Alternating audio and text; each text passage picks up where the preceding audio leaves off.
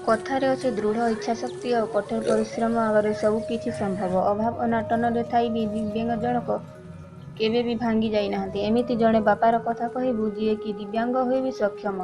कुनी कुनी पिलांक भविष्यत गढ़िबा लक्ष्य सकाळु सकाळु उठी भंगा ट्राइसाइकल रे दिनटी से आरंभ करती। कहार उपरे निर्भर न करी से निजे स्वावलंबी हुई अन्य मानक पई एक स्वतंत्र उदाहरण साजिशंती।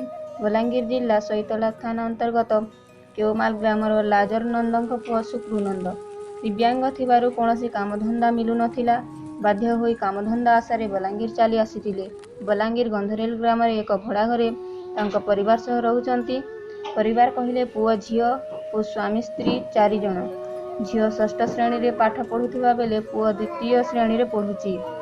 परिवार भरण पोषण पाई गंधरेल ग्राम जिला ट्रेजरी ऑफिस को सकाळु उठी ट्राइसाइकल जोगे जाती।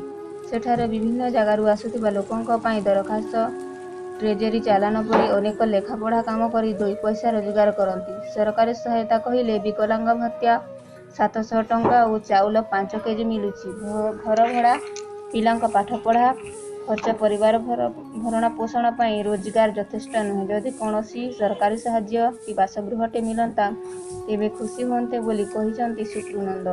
एथिसह ग्रामर जनसाधारण मध्य सुकृनंद को सरकारी साहाय्य निमंते गुहारि करिसंती। Bureau report news 3 live.